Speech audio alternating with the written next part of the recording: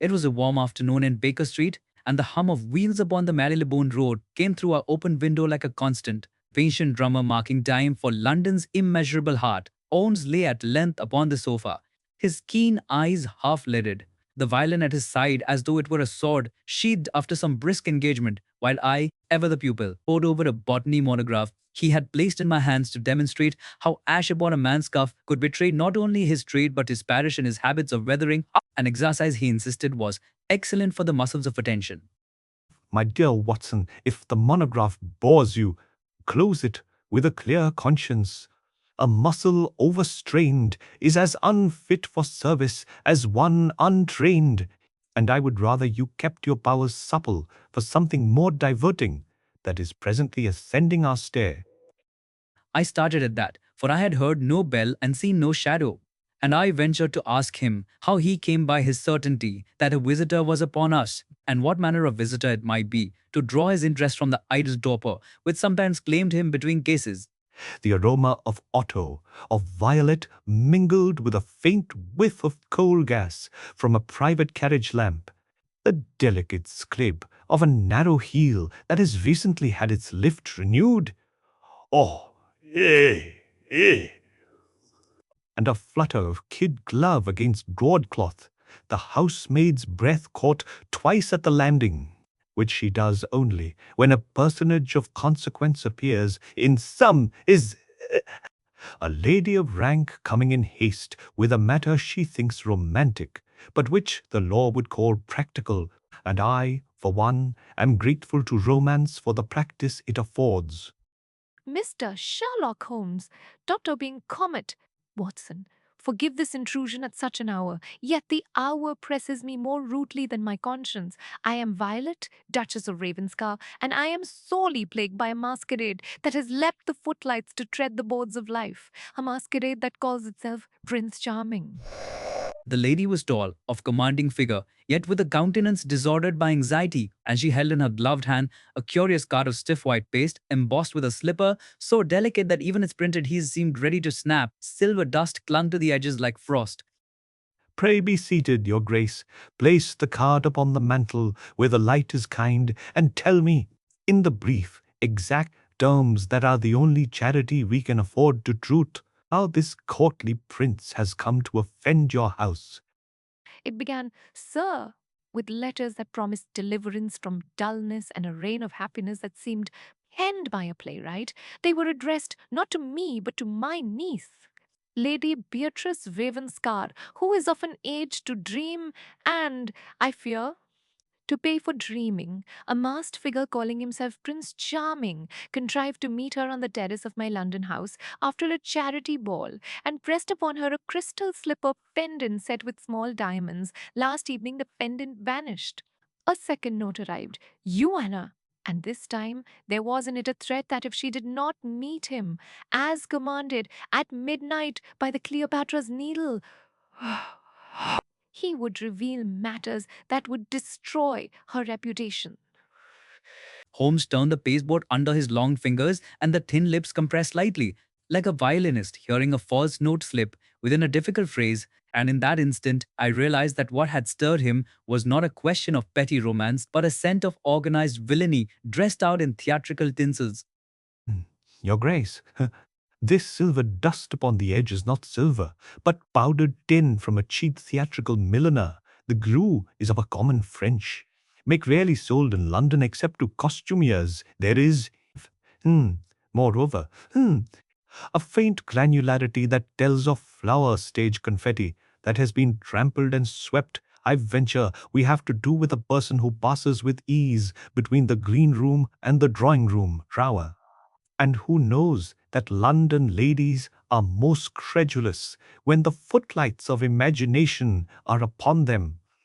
We had the misfortune to attend a pantomime at the Savoy last week, where a certain actor, adored by the town, played a prince with a slipper that set the audience laughing and sighing. My niece has a taste for that sort of nonsense. Yet I cannot believe the player himself would sink to extortion. And still my house is haunted by this foolish symbol. I asked, perhaps with less tact than the situation warranted, whether Lady Beatrice had ever given cause for scandal, and the Duchess answered with the cold dignity of her class that the child's only scandal was innocence carried to the verge of imprudence, quality which, as a medical man, I have seen draw more trouble than malice ever could. You have the second letter, your grace.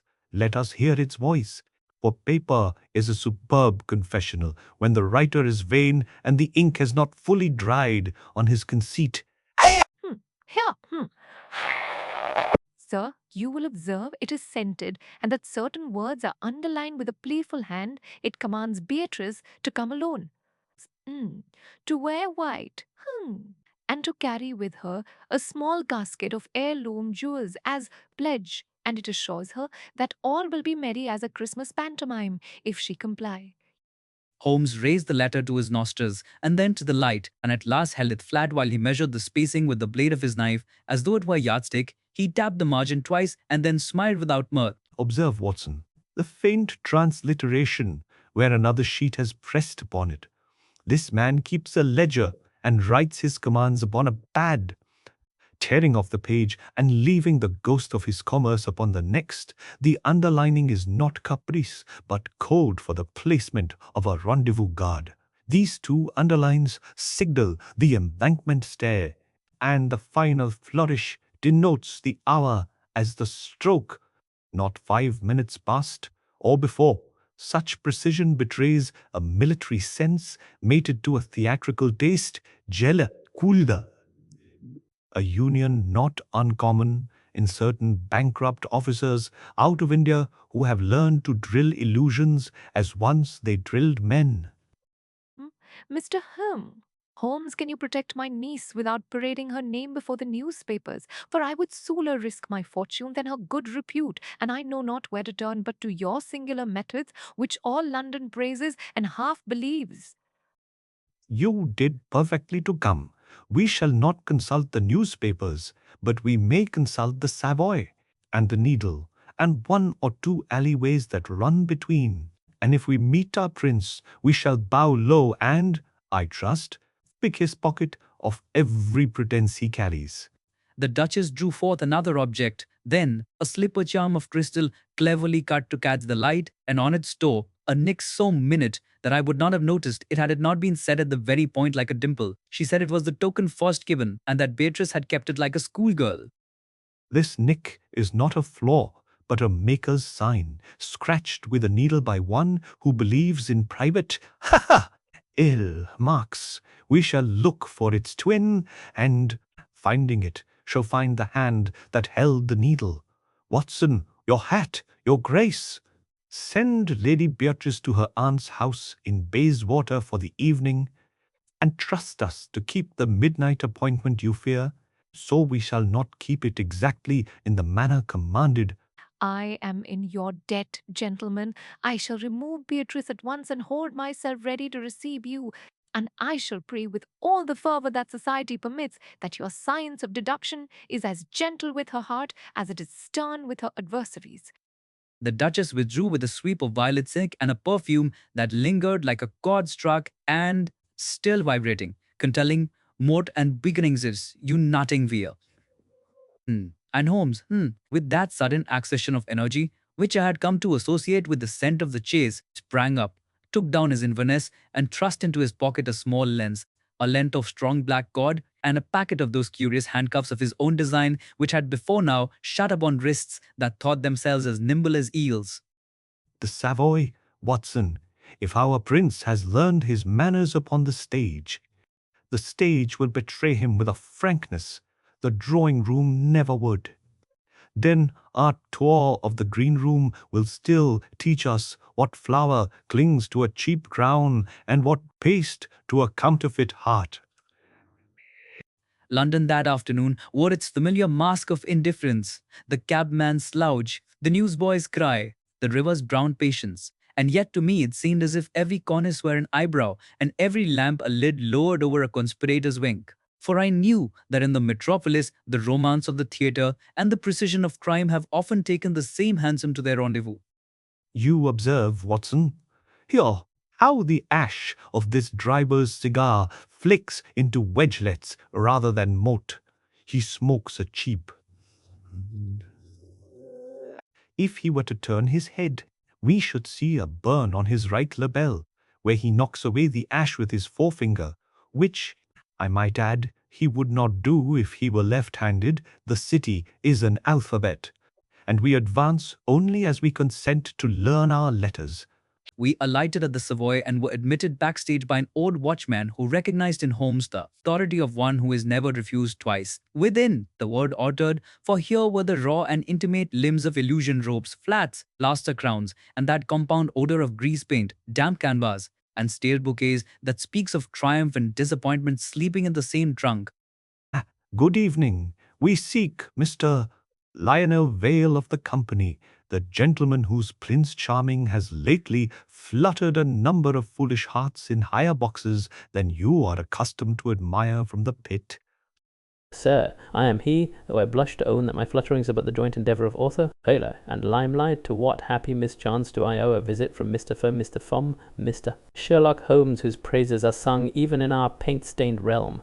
Mr. Well, it is not your art, I question, but a parody of it. Someone has taken your princely wares to market in the open streets. Has any stranger asked to purchase one of your glass slippers, not in the lobby shop, but out of hours, and in such a manner as would tickle a conscience even less fastidious than your own? By your leave, sir. Some fortnight past, a fellow with a cavalry moustache and a gait like a drill sergeant came to my dressing room with a notion to buy an old prop slipper, saying he craved it as a keepsake for a lady who dreamed of the stage. I thought him an honest, if theatrical, admirer, but our property master denied him, for the slippers belonged to the house. Holmes's eyes brightened at that description. Aye! And he fingered the crystal charm in his pocket as if measuring it against an unseen pattern. Then he asked if there had been any thefts among the properties or a surplus of confetti, unlike the house's own. There was, sir, a sack of confetti gone astray 3 nights ago, and a dresser dismissed for pilfering flour for some prank. Also, there came to us a lady journalist seeking notes for a column on the morals of the theatre, though she had more of the student than the scold about her, and she asked very particular questions about how one gains entry to a grand house under a mask. Her name, if you please, and whether she wore upon her wrist a narrow black ribbon, such as certain ladies of the pen affect, because it holds a pencil nimbly when the hands are otherwise engaged.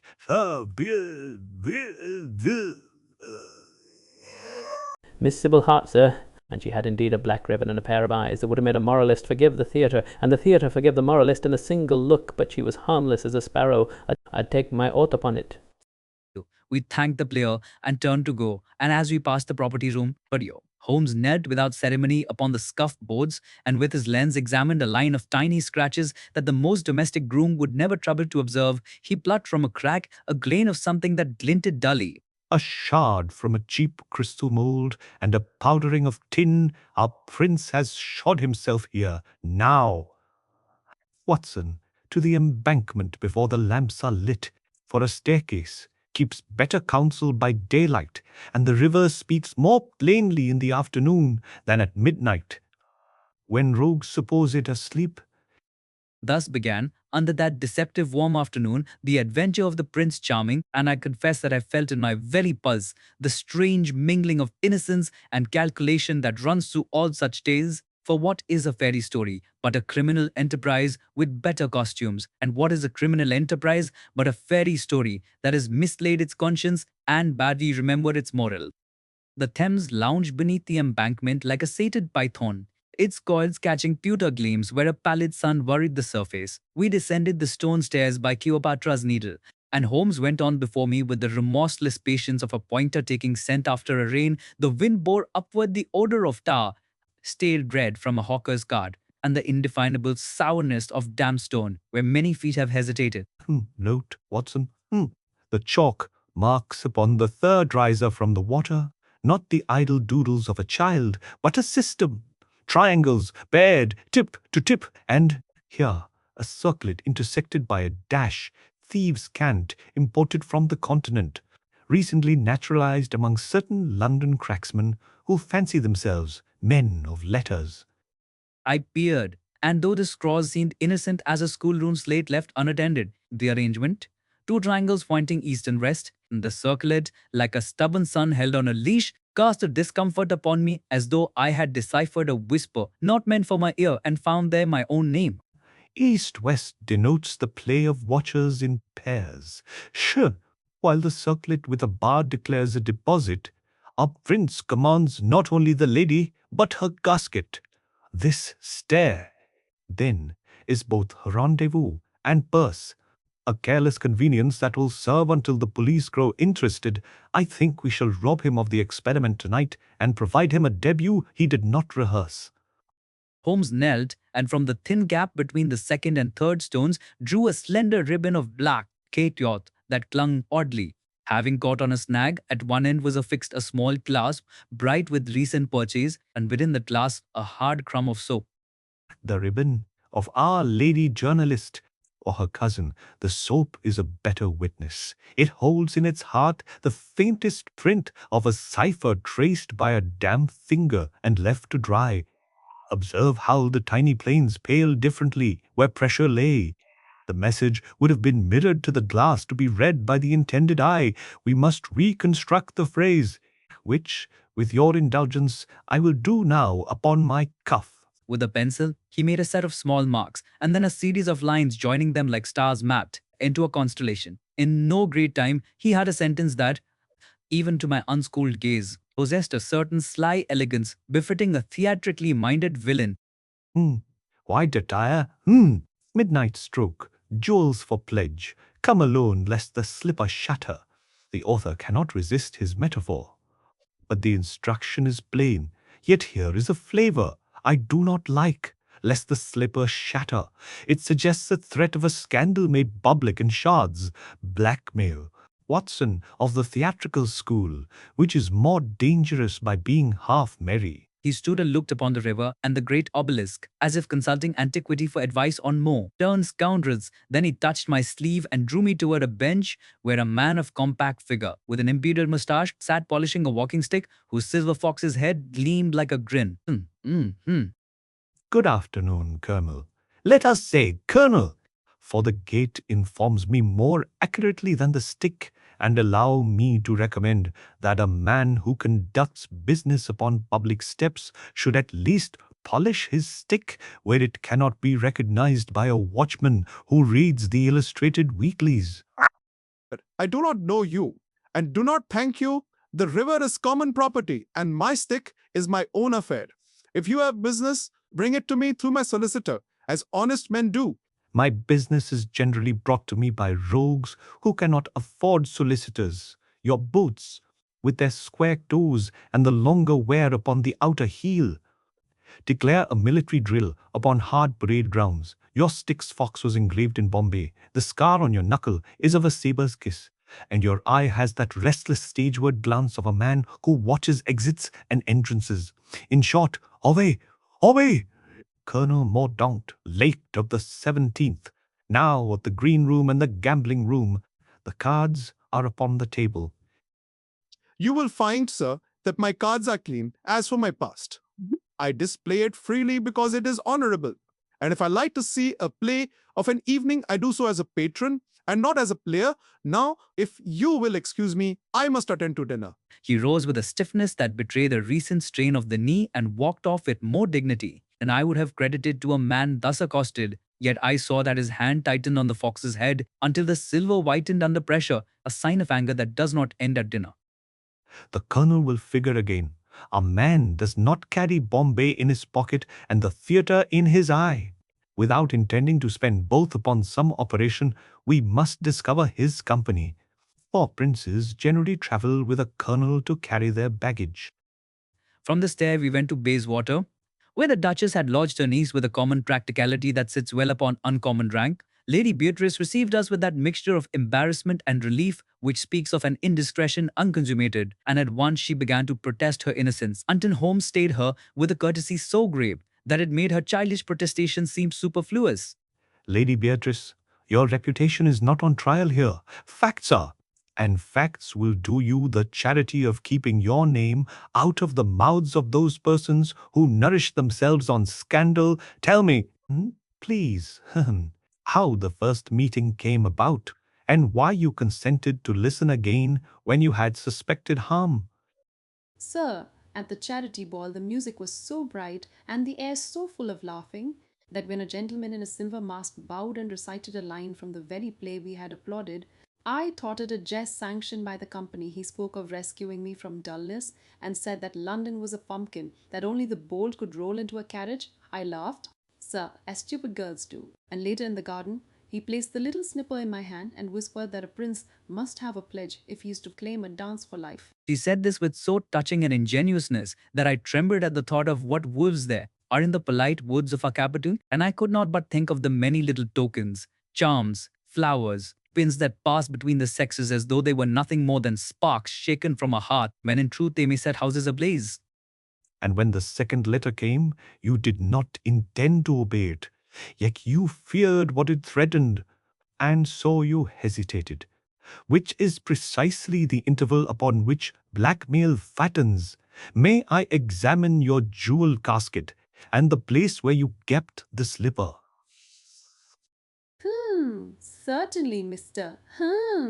Holmes, the slipper lay upon my dressing table by the looking glass. The casket is here, and you will see that the lining bears a little scratch where the charm used to rest. Holmes bent over the glass as though it were a lake from which any number of drowned truths might be fished. He breathed upon it and, with the sleeve of his coat, conjured up faint smears that, to my surprise, resolved into letters not unlike those I had seen upon the soap crumb at the Embankment.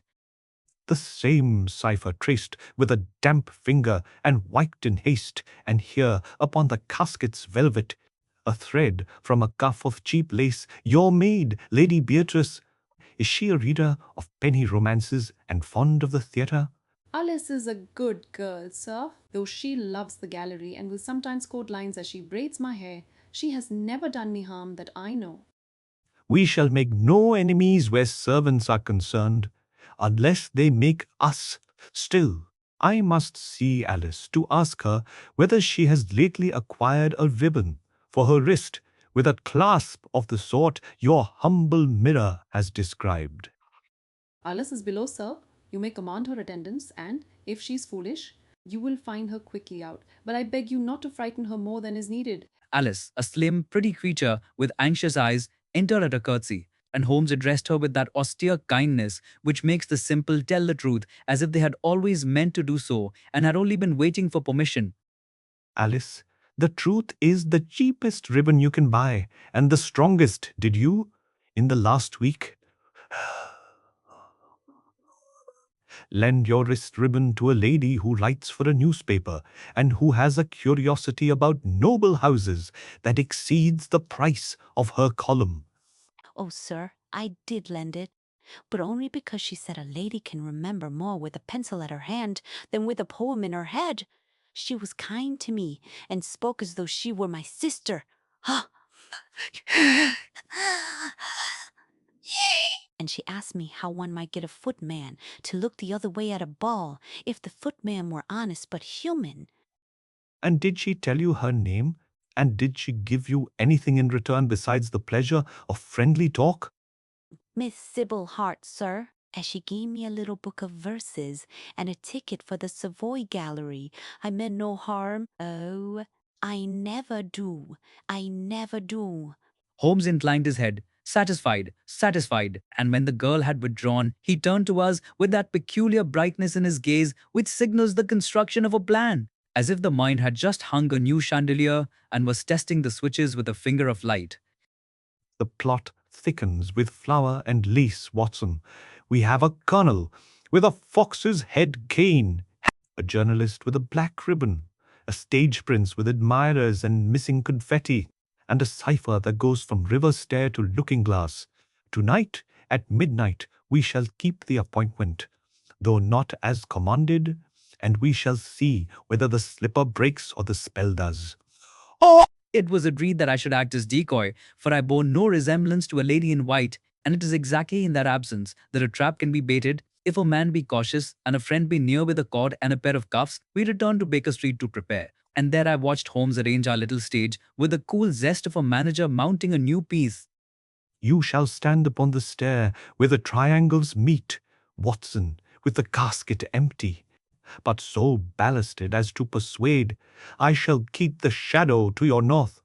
and we shall allow the watcher to reveal himself by the angle of his impatience. Do not be heroic, be punctual. Poor at midnight found us in position. The river lapped and the stone breathed its damp for long minutes. No, thing occurred, but the swell of the tide and the far-off walls of some late house where the party long outstayed propriety. Then there came a rustle as of silk, denied a stage, and a figure in a pale cloak, slim and masked, stood at the top of the stair like a thought that has gone too soon.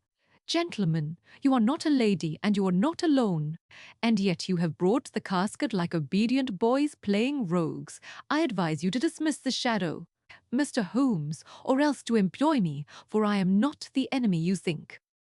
Miss Sybil Hart, you could not hold your tongue even if the plot depended upon it. Tell us quickly how you come to parley on the wrong side of the proscenium, and why I should not summon Lestrade to grant your column a freshness it seldom enjoys. Because, sir, the prince you hunt threatens ladies who will never forgive the police, but might forgive a pen. And because I have traced him to a ring of gentlemen who gamble away fortunes they do not own and recover them by charming pledges out of innocence, let me help you, and I will earn, for once, a headline that is honest. Her voice carried an edge of fearless mockery, and yet a gravity that made mockery seem a form of coup. Oh, rage, Holmes. Coup prizes evidence, but also admires style where it supports truth, lowered the hand that had gripped the cord and inclined his head a fraction. Speak, then, and be advised that the river is stingy with second chances. Name your prince and his throne. His nom de bal is Prince Charming, his true name, so far as any man with 3 club memberships has. A true name is Sir Alistair Mordaunt. His quartermaster is a soldier who left his honour in Bombay. His theatre is the Savoy when the lights are up, and Holland House when they are down tomorrow nigh. There is a masked charity fete where he intends to collect 3 pledges in a single minuet, and if you are not there, the season will wake to scandal harsh enough to make ballad sheets fat. A shadow moved at the waterline, a second watcher, and before I could call out, Holmes's whistle split the gloom and a shape leapt from a skiff. Then another, there was a brief scuffle of feet and oaths like broken glass, and our unseen listeners fled along the bank with the cat-like stride of men trained to vanish. They are cautious enough to keep their names for the program tomorrow. Very well, Miss Hart. You have bought yourself a seat in the orchestra, Watson. Polish your boots and your eyes. We, too, shall go to the ball. And I think our prince will find his slipper pinches when worn upon a foot that does not fit. Holland House, on the appointed evening, glowed like a conjured palace, and its gardens held those whispering lamps which make sin and charity indistinguishable at a distance. Holmes, who affected a plain footman's livery with such exactitude that I caught myself twice about to hand him my gloves, had arranged the passes for our entrance by means known only to himself and perhaps to one flustered clerk whom he had hypnotized with logic and tipped with half a sovereign. Remember, Watson, that a mask is a confession printed upon satin. The honest man wears his own face uneasily, and the scoundrel wears a false one, as if it had grown upon him. Keep to the edges. Observe the hands, always the hands, and when the couplet is recited about pumpkins turning to coaches, note who glances toward the terrace, for he is rehearsing the exit. I shall take the gallery reserved for the press and ladies of uncertain profession. Do not scowl. Doctor, It is a life's work to inhabit uncertainty with a straight back. Signal me by the handkerchief. If your prince appears, I have notebooks within my bodice and daring where other women carry smelling salts. The band struck up, and the great room turned like a slow, complicated machine wound by women's shoulders and men's ambitions. I felt acutely my plainness and was grateful for it allowed me to watch without being watched. Then I saw him, a gentleman in a silver mask, princely by posture rather than garment, who moved through the throng with the measured self-possession of one who has learned in some harder academy to command hunger and fatigue. Sir Alistair Mordaunt beneath a winsey of tinfoil, the jaw declares him, though the mask would deny. Aye, D. Mart the colonel 2 paces in arrear. his fox's head peeking from the cane like a confidant at confession. They will separate near the conservatory. The casket transfer will be under the cover of a coat, no doubt worn threadbare from the Savoy to positions, my dear fellow, and take care not to admire the roses, for their thorns are deputized tonight. From where I stood, I saw Lady Beatrice. By grace of the Duchess's reconsidered mood, admitted discreetly in my company and kept near the matronly cluster where scandal starves. Yet her eye wandered. Poor child, With that fatal mixture of curiosity and shame which makes lamb step closer to the wolf to be sure it is a wolf, Holmes had arranged that she carry an imitation casket while the true heirlooms were under lock, and that our culprits be allowed to attempt what they had rehearsed, in order that we might secure not only a single villain but a circle.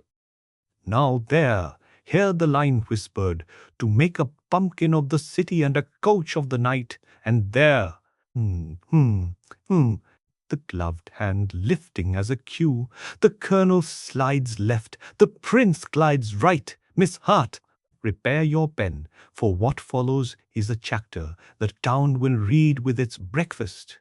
A rose for your pledge, my lady, and a pledge for your rose. Hold the casket so, and think of it as a tune you might hum pretty and without consequence, even as the air grows crowded.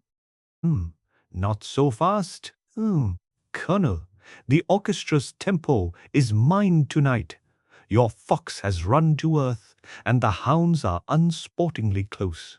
You, sir, again, will you spoil a charity to play constable? Or will you be content to drink and let gentlemen amuse themselves as gentlemen do?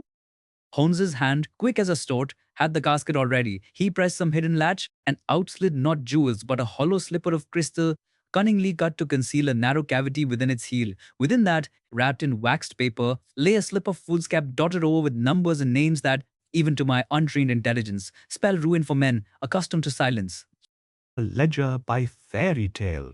Sir Alistair, you have improved upon Cinderella by fitting the slipper to every foot you chose to threaten, and you have recorded the debts and indiscretions with a bookkeeper's love of the precise. I congratulate you upon your invention and arrest you for its inevitable result. Arrest, Mr. Holmes, is a word with a vulgar clang. When pronounced amid violence, you have a knack for unmasking. But do you not think that the ladies you protect will weep when the newsboys bawl their secrets for a penny and a laugh? I think, Sir Alistair, that the ladies will sleep after a brief weeping, and that you, meanwhile, shall discover how iron fits where crystal failed. I have sent for Lestrade, who, though he lacks my taste in music, has a baton the law is proud to acknowledge. Gentlemen, if you please, and nost is to save my turf. A word in the ear. Lestrade will be faster if the carriage gate is kept clear. I have bribed the porter with my reputation, which he found surprisingly negotiable, and the police may come in like invited guests if we do not tarry upon the doorstep arguing about the etiquette of arrest. You not take my master with a woman's help and a doctor's bag, the fox has more holes than you ha. Wheat wraps. And we know them in our sleep. The colonel made for the terrace swift, silent, and Holmes nodded to me. I pursued, my old service revolver weighing my pocket not as a promise of violence but as a guarantee of steadiness, for nothing steadies a man like knowing no necessity will surprise him. In the conservatory, the lanterns sent pale islands of light onto the gravel, and the colonel turned, cane levelled like a small lance. I do not wish to hurt you, doctor, for you have the air of a decent man. Stand aside and let my affair pass by, and I will lay my mouth upon silence as upon a Bible. You have already kissed away your oath. I advise surrender, for the house is surrounded by decency wearing boots, and even the flowers here would testify if called. Never argue with a cavalryman when he has space to charge. Clip the space, Watson. Close, close, and turn his lance into a walking stick. I obeyed with a rush. Closing the distance, the colonel's cane thrust and glanced from my shoulder. I seized it. Big grappled. And Holmes appeared behind him with the light step of a cat that has learned to tread among glass. In an instant, the colonel's arms were pinned by the black cord from Holmes's pocket. His cane burst in two, and from the hollow inside fell a coil of fine wire and a tiny bottle of chloroform, such as a theatre doctor might carry for fainting ingenues. A practical fellow, our colonel, his honor, like his cane, is hollow, and hides tools for removing obstacles, Watson. Secure his wrists, Miss Hart. Miss Hart! Do not faint, for he has more than enough smelling salts for us all, and none of it safe. I am better at printing crimes than at fainting away from them. I shall go to the gate and bring in. Your Lestrade like a chorus when the stage needs it. Do not allow Sir Alistair to improvise, for his ad-libs run to cruelty. Eh? Cruelty, madam, is a word ladies use to name justice when it turns and sees them. I will answer for nothing. I have not signed, and if Mr. Holmes has brought handwriting experts to a ball, I shall almost admire him between indictments. I have brought something more decisive than experts, your own vanity. This ledger bears your private marks. The same which dented the toe of a gift slipper with a needle, so that you might know your handiwork. In a crowd, your needle speaks across crystal, the way a signature does across vellum. I fear you have, by fear, been too original by half. A stir at the doorway announced Inspector Lestrade, neat, vigilant, and wearing upon his countenance that mixture of skepticism and expectation which belongs to a man summoned by Holmes, skepticism that the matter will respect the forms, expectation that it will nevertheless be concluded solidly.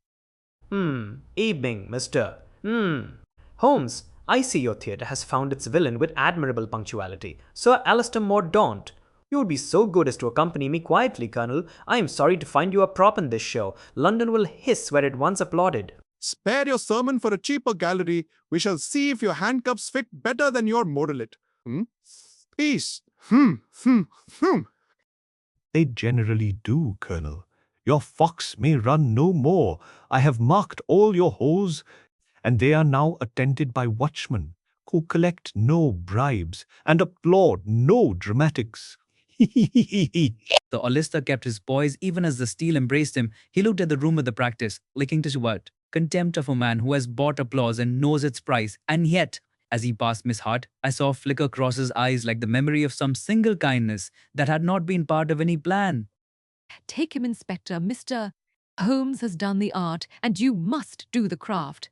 And when London reads of it, I shall print as little of the ladies as the truth permits, for I am not in the business of breaking slivers in the street.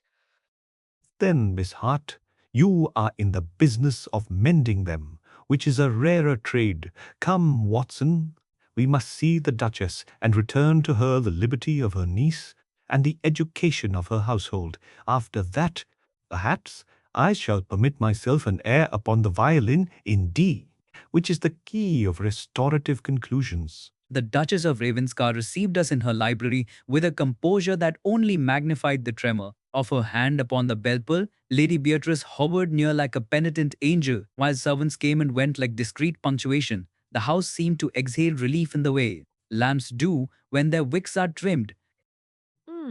Mr. Holmes, I have had news enough to make an old woman of me, and grace enough to keep me standing. Is it done? And can the child sleep without dreaming of masks and staircases? It is done, insofar as the principal actors have been bowed off, Sir Alistair Mordaunt and Colonel Moe. Redount. No relations except in enterprise are at Scotland Yard, the ledger which threatened your peak. He will be safe from commerce. There remains only the reform of certain habits which invite rogues as cheese invites mice. Oh, sir, I am ashamed to the bone, and yet I confess I should not have learned caution had I not been endangered. If gratitude can melt shame, then I am free. If not, I shall bear it quietly. Holmes placed upon the table the counterfeit casket and beside it the crystal charm, now mated to its twin which he had found among the colonel's effects. The two together made a tiny parody of a pair of children's shoes, and I could not but reflect upon the childishness of grown persons when romance offers to escort them to ruin in a carriage drawn by adjectives. The charm bears a needle mark, your grace, which ties it indelibly to the ledger. The same hand that thought to sign his trinkets signed his downfall. Let it remind the household that nothing is so dangerous as an original scoundrel, for originality flatters our vanity, and so loosens the strings of our purse. You have my thanks, Anne, if you will not be insulted by the word.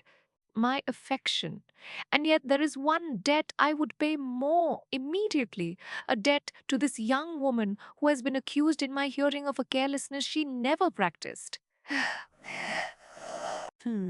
Your Grace, I am sorry, I meant no harm.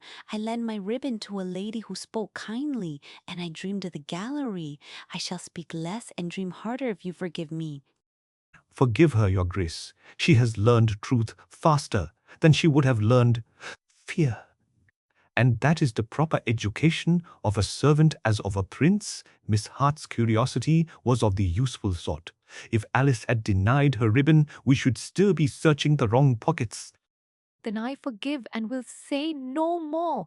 Yet, Mr. No, Holmes, I must ask, what led you to the colonel first, when there were any number of dandies who might have worn a silver mask and quoted a silly line?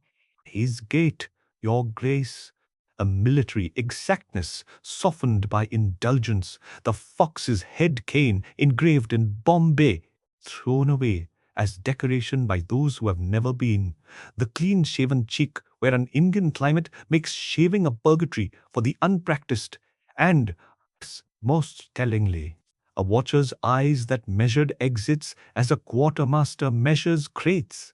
He was the only guest at the river who looked for a staircase before he looked for a star. The Duchess nodded. No, Homer, call it a sing. As people nod when they recognize wisdom they cannot administer yet, would gladly employ, and she excused herself to speak with Beatrice in private. Holmes and I took our leave, and in the cab he turned to me with that look which promises a lesson, if only I keep my vanity out of the way and my ears open. Watson, what did you observe about Miss Hart's entrance at the Embankment that I did not mention, but nevertheless relied upon when I elected to trust her? She spoke as if she had foreknowledge of our positions, dire, and yet she did not signal to the watchers who fled. Perhaps her courage was too sincere for a conspirator's habits. Also, her shoes were wet at the toe, as if she had crossed from a skiff, and yet she came from the top. That suggested she had done more than approach. She had already reconnoitered the stair and found it spoiled. Excellent, My dear fellow, the wet toes spoke more loudly than her eloquence, and there was the ribbon clasp with soap we found earlier. They seldom sell those to men who blackmail ladies. All pointed to a woman of inquiry rather than of intrigue. We returned to Baker Street where the kettle sang and the violin waited. He took it up and played so, F'ly, a series of notes that rose like childhood recollections and then fell. At peace, he paused and smiled in that rare human way that makes him, for an instant, less a machine of logic and more the man who cherishes his friend. Do not despise these little dramas, Watson. They are the steam that drives the engine of human motive. But I confess I prefer the clean click of a fact seated properly in its notch to the size of a duchess. The morning will bring newspapers, and we must prevent them from making a pantomime of our police. Speaking of newspapers, gentlemen, may I report a trespass upon domestic felicity to return a ribbon to a conscientious maid and a debt of thanks to two men who keep London's masks from eating its faces? She stood at our door with the boldness peculiar to honest women who have chosen an immodest profess. Yawn. Holmes bade her enter with the courtesy he never denies to merit. She laid the ribbon upon our table as a soldier lays down a medal, lightly and with pride. I have written my piece. It names no lady, it praises no villain, and it credits the police with all the craft, and Mr. Holmes with all the art. If you object to the balance, I will rebalance to your taste, but I would rather keep my integrity than my post. Keep both. The truth is often more saleable than the lie, when one can afford it. Tell me, Miss Hart, why you took such risk as to dance on the very edge of the colonel's watchfulness, without the comfort of a warrant to hold you if you slipped. Because I am tired of reading tragedies in which the innocent are scolded and the clever are admired. For their cleverness I wished once to admire sense and scold wickedness, and if I may say so without impropriety, because I saw a Lady Beatrice, a girl whose foolishness resembled mine at 17, and I thought I could pay back a debt to a world that had been unreasonably patient with me. Holmes listened gravely and then, in a gesture rare for him, bowed as if to an equal on a field where the rules were unwritten. I felt in that moment a stirring of my own admiration that had less to do with the drama of the case and more to do with the quiet heroism that occasionally flowers in the soil of London's ordinary streets.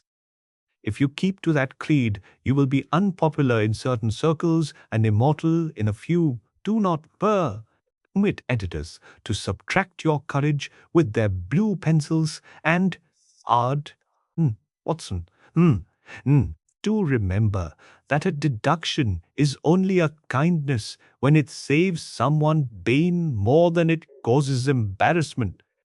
He turned again to his violin and duos, violin, and for a while the room held nothing but music and the faint crackle of the coal. Outside, the city sighed and went on being itself, surly, magnificent, credulous, cunning, until a rap at the downstairs door reminded us that reputation is a vigilant creditor and often demands payment when the piece is barely over. Mr. Holmes. Drop the tidings. Sir Alistair has attempted magnanimity, offering to name names if we would permit him discretion. He underestimates the appetite of justice for such banquets. I thought you would like to know that our man intends to turn fairy godmother in his cell and conjure a pumpkin carriage for himself.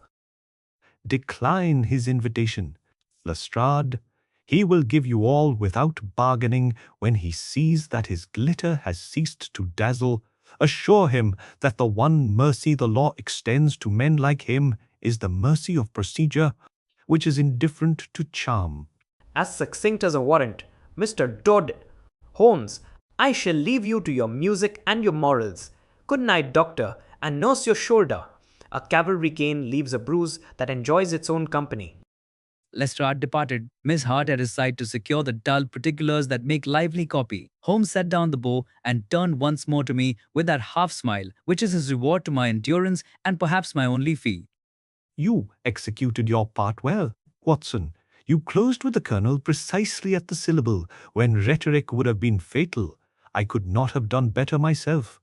Though I might have done it earlier, which would have spoiled our evidence. And now, if you insist upon learning, you shall tell me what the two underlines in the note signified, besides the stair position. These signified, I believe, the presence of two watchers rather than one, and the necessity to occupy both with some rival spectacle, which Miss Hart provided simply by existing where she ought not to have been. Admirable, my dear fellow. You grow. Soon I shall be unemployed, or worse, celebrated beyond usefulness. To bed now, and in the morning you may write your chronicle, which I shall not read, and yet somehow always respect. The days which followed had that curious quiet which overruns London after a public scandal has been neatly avoided. There is a silence made, I think, by the absence of gossip that might have been. The Duchess sent a carriage of orchids with a note as restrained as an epitaph, and Lady Beatrice wrote to Miss Hart asking for a copy of the article in which no one was named and everyone was saved. Observe, Watson, how the world is content to forget the very tragedies it thirsted to hear, provided it may applaud its own discretion afterward. The public is a narrator who leaves out the inconvenient chapters and credits itself with the moral. We, fortunately, are bound to a stricter memory. Sir Alistair, as Lestrade later informed us, confessed with a prolixity that would have done credit to a novelist paid by the line. The Colonel remained staunch and sour, but his pockets gave up a great many small instruments which, connected together, made a school of deception so well equipped that I marveled we had caught it with so little injury. Your man sang, Mr. Holmes, in the bass of a gentleman and the treble of a coward. He gave us names, accounts, and a list of future fetes he meant to harvest. For once I shall go to a ball to cancel it, and I will dance with every hostess to prove the police can turn better than a rogue. Hey, dance with care, Lestrade. The law's toes are tender, and remember to send the Duchess her jewels after they have been stared at the proper length by the proper authorities. But property loves admiration almost as much as its owners do. I thought you might like to see the published piece. And they, gentlemen, I kept the headlines solemn and the ending neat. I exercised to the full the right of the press not to ruin girls, to demonstrate the vigor of its type. She laid the paper upon our table with a modesty which showed her pride more becomingly than any said claim. Holmes scanned the column, smiling at the points where the facts were plain and at the places where art had softened fact with hope. Would bending it, the city would read it over tea and feel moral without being wounded. A rare conjunction. I don't mind you. You have told more truth by not telling all of it than many men manage in their confessions. Take ka! Re-success is dangerous to the conscientious because it tempts them to attempt two honest things at once. Do not try. For instance, to be just and witty upon the same line too often, the one will strip the other. I shall try, Mr.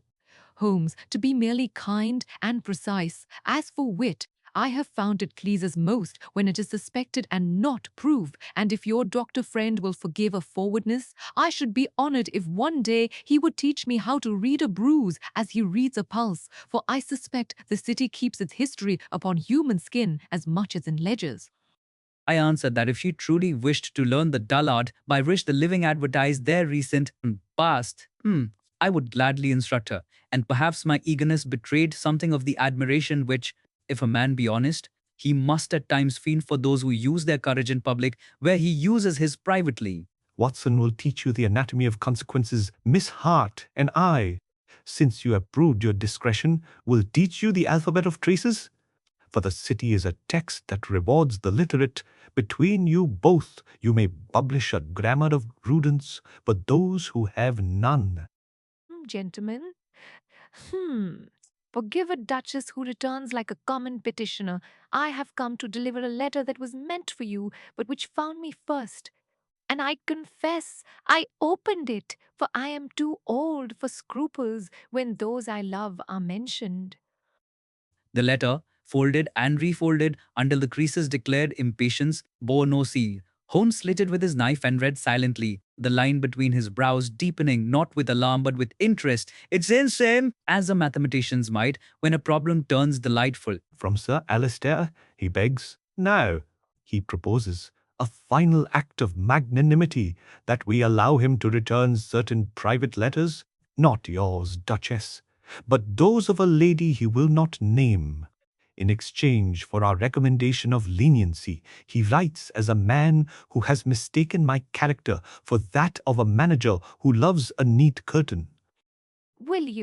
Can you, Mr. Rister, Holmes, persuade the law to be gentle where a woman's heart is concerned, provided that the man gives back what he stole and injures no one by his confession?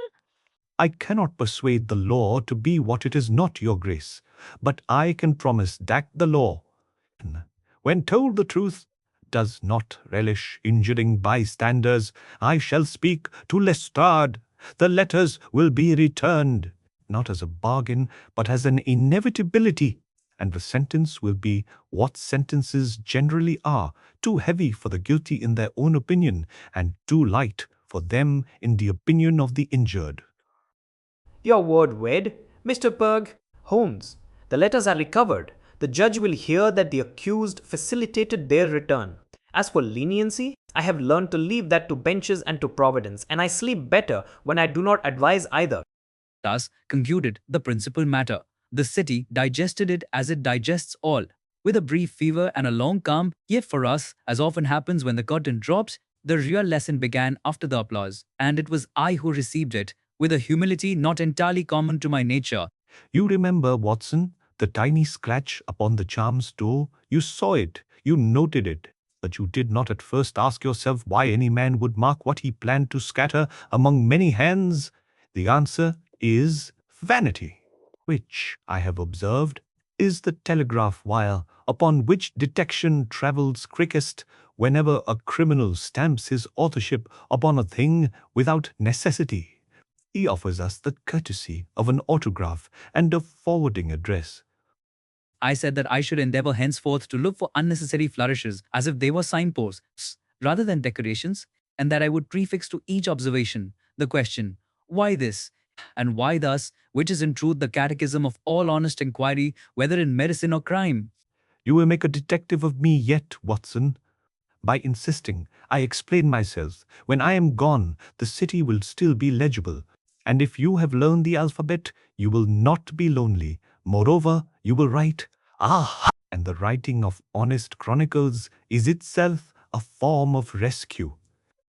That evening, as if to bless our resolution, Mrs. Hudson produced a pudding as virtuous as a sermon and as comforting as a mother's hand. Holmes ate little but praised it much, which is his way, and afterward he took up the violin and played not in D, as he had promised, but in G, a key with something of the heart in it, and I, hearing it, fancied that even the city nodded, content that for one night its fairy tales had learned their morals.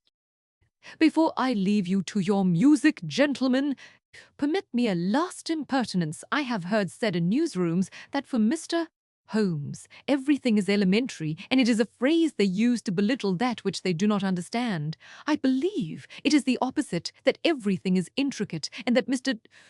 Holmes has the gift of untying the knots, which is not the same as pretending they were never tied. You flatter me in a new and therefore interesting way. Miss Hart, the truth is that complexity is the only luxury we permit ourselves when lives are at stake, and simplicity is the only courtesy we offer when we return those lives to themselves. To make the complex elementary is a kind of surgery. And so I write this as surgeon and student, as friend and witness. The case of the Prince Charming left behind it, not broken slippers, but mended propensities, which is better, and if, in later years, I should mislay the exact contour of the Colonel's car or the particular glint of the slipper's glass, I should not mislay the sound of Holmes's bow drawing from the strings that patient, clarifying note with which he returns the city to its senses. Come, Watson, the night is honest again. Let us walk a little. Where the air has that early autumn crispness which pleases logic, and there is always the chance that a new visitor, perfumed with the promise of complication, is already ascending our stair. That we must learn, and swiftly. Lestrade, keep this factory sealed.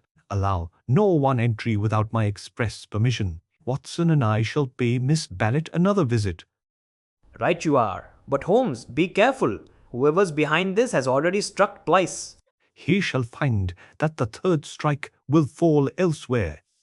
We left the factory, the morning sun struggling to pierce the fog. Holmes was silent throughout the journey, the sealed paper in his pocket. I could see that his mind worked furiously behind his calm exterior. When at last we reached Miss Barrett's residence, she received us in a drawing room heavy with the scent of lavender. Her eyes were red from weeping, yet her composure returned quickly at Holmes's announcement. Mr. Penfield dead? Oh, this horror will never end.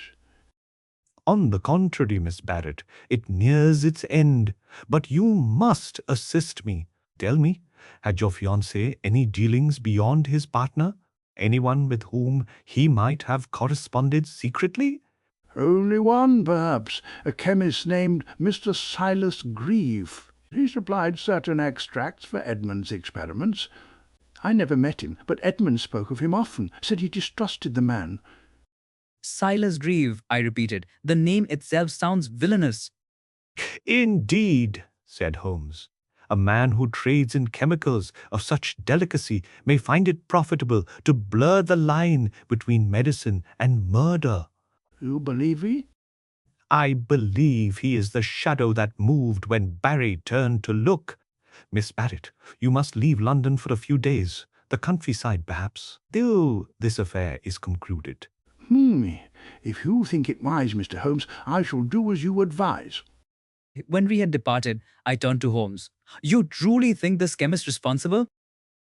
I think him a link in the chain, Watson. The hand that mixed the poison may not be the mind that ordered it. Tonight we shall bay Mr.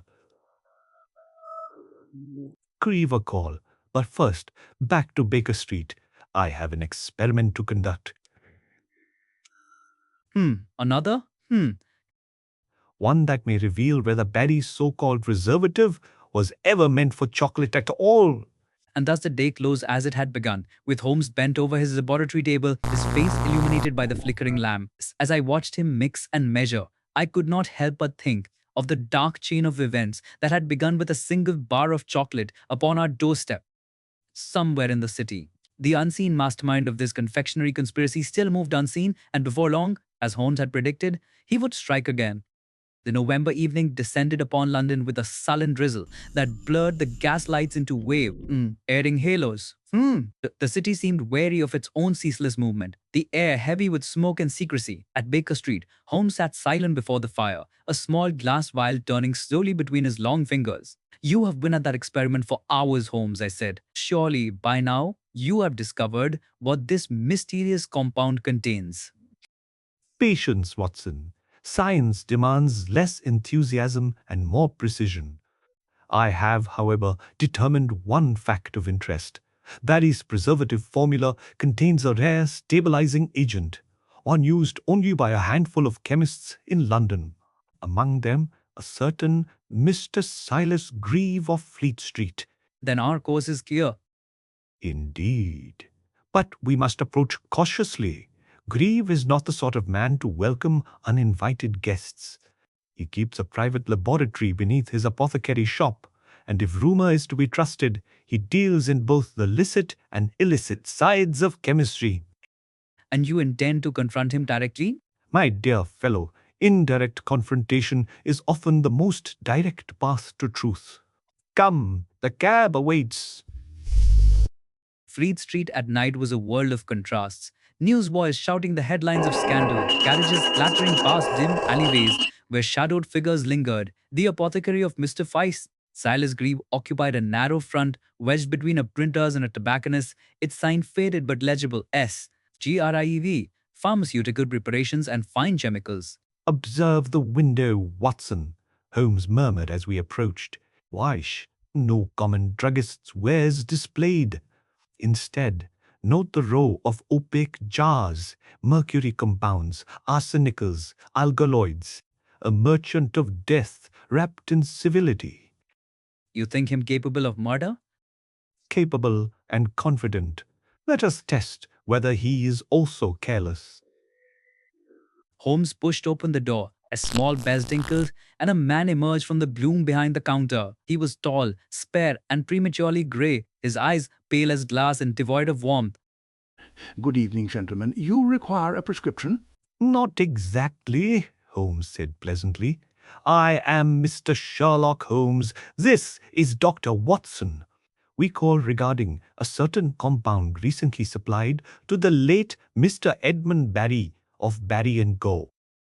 Ah, poor fellow. His death was much lamented among his suppliers. I merely provided the materials he requested, nothing more.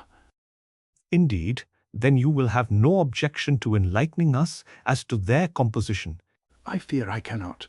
Confidentiality, you understand. Trade secrets are as delicate as chemicals themselves. And sometimes equally explosive, Holmes replied softly.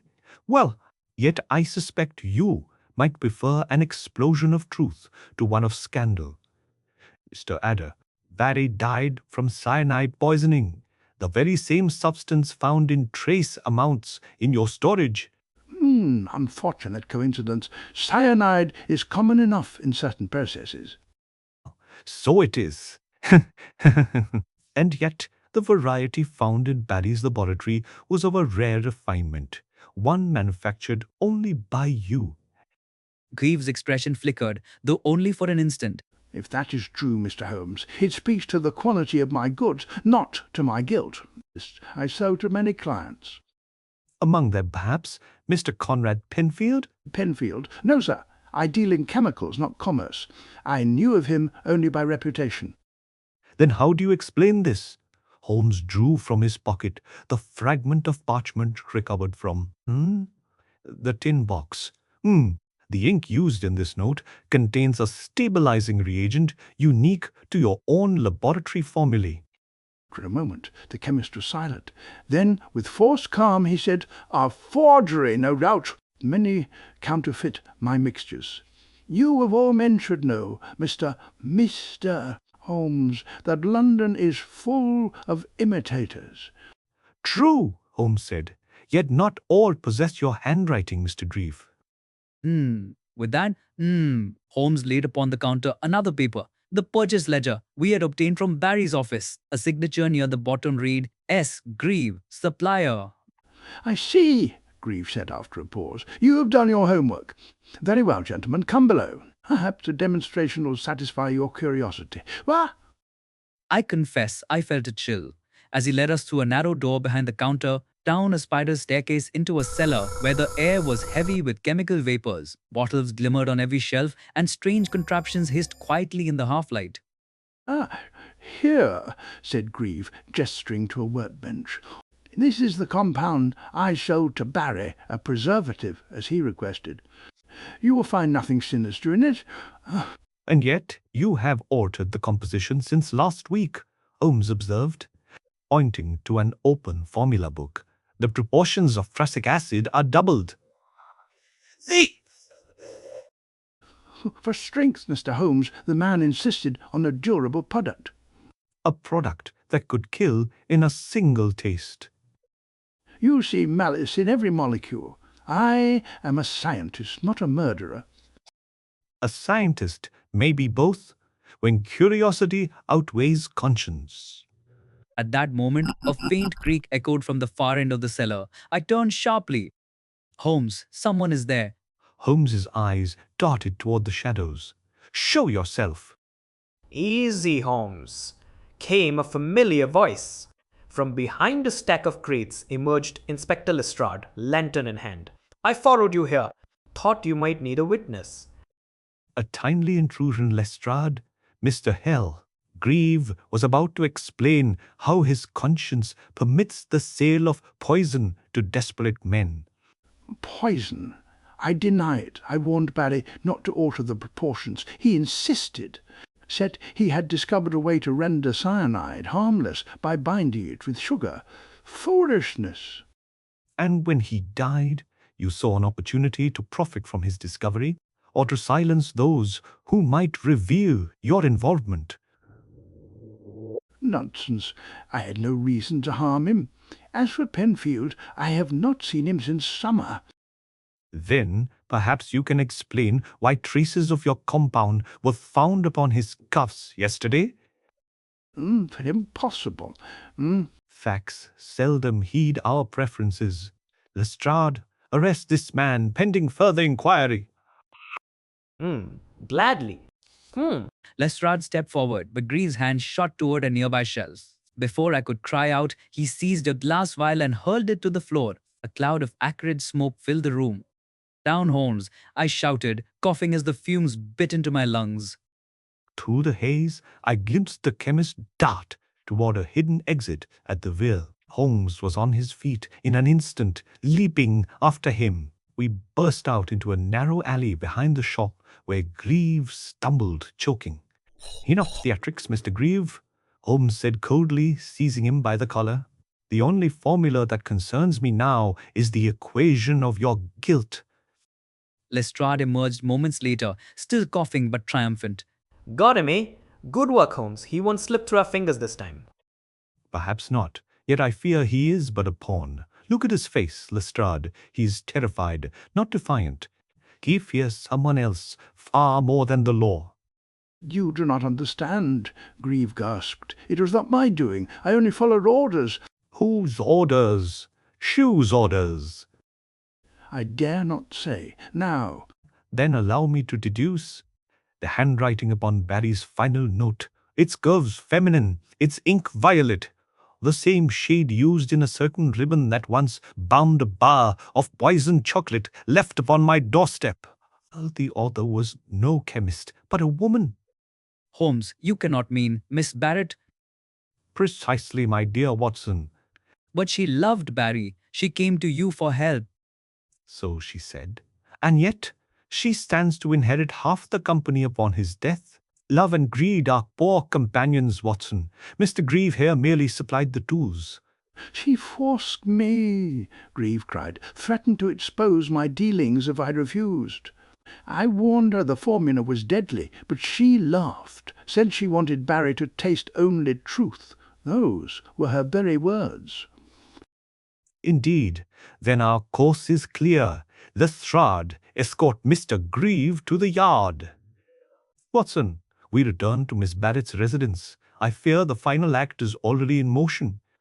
The cab ride was silent. Holmes's face was set in grim determination. When we reached the Barrett townhouse, the windows were dark. Mrs. the Zimpelios were dark. Hudson had once told me that silence in a house can scream louder than any cry, and so it did now. Holmes knocked. No answer. He turned the handle, unlocked. We entered.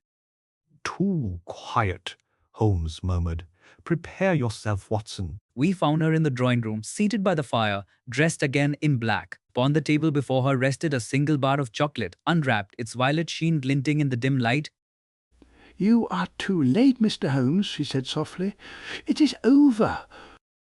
On the contrary, Miss Barrett, it has only begun. Mr. Grieve is in custody and has spoken freely. Then you know. Yes, I gave Edmund the poison. He betrayed me, you see. He promised marriage, then turned to another. I meant only to frighten him, but the dosage... Broke off, trembling. And Penfield? He discovered the truth and tried to blackmail me. I could not allow it. The same sweetness served him as well. You confess freely, I said, appalled. What need have I for denial? Justice will come soon enough. She reached for the chocolate before her. Stop, Holmes cried, leaping forward. But she had already placed the piece upon her tongue. A moment later, she slumped backward, her face peaceful, a faint violet hue upon her lips. I knelt beside her, but it was too late. Poetic justice, Watson, Holmes said quietly. Hounds. So she chose to end her story as it began, with a taste of her own making. Then it is finished. Almost. There remains only to tell the world the truth, that love, ambition, and vanity can blend into a poison more deadly than any chemist's craft. Thus ended the strange and tragic affair of the chocolate Barry. Yet as Holmes gazed into the dying fire, I thought I saw in his eyes not triumph, but a trace of sorrow, an understanding perhaps that even the keenest intellect cannot always save the hearts that err. It was 3 days after the melancholy close of the affair that I found myself once again in the familiar drawing room of 221B Baker Street.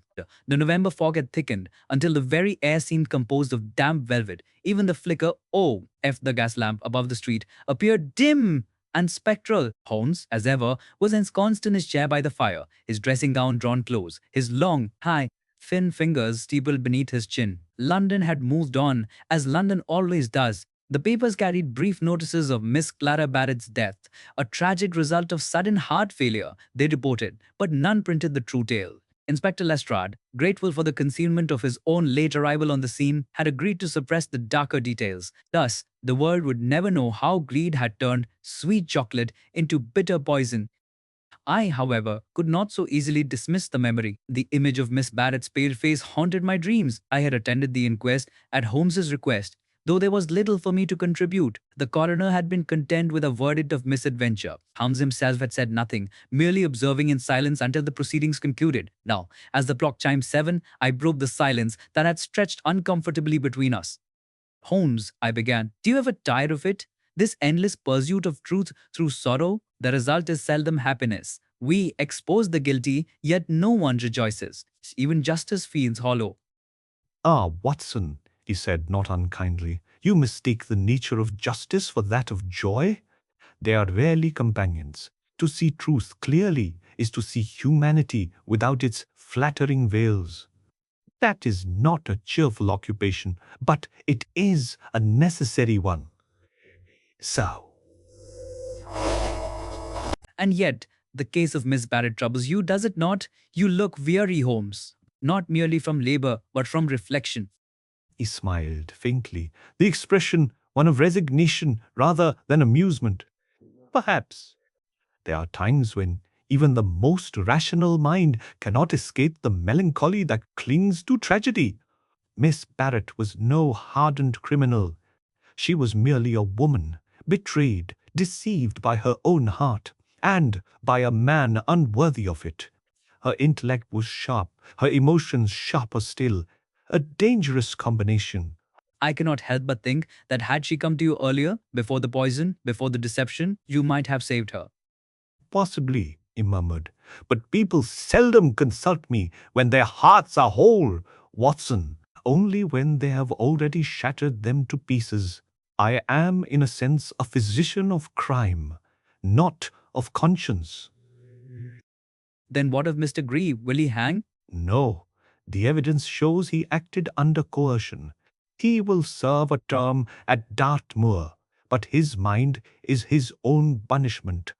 He will never again touch a beaker without seeing her face in the vapours. And Penfield's death? Officially ruled accidental ingestion. In truth, he played a fool's game and lost.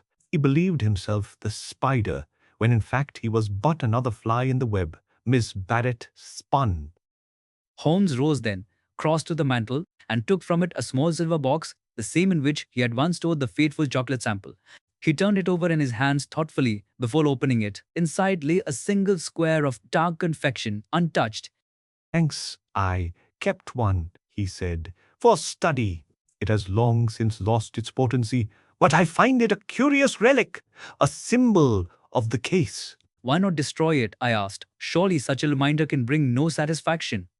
On the contrary, every case, no matter how grim, teaches something.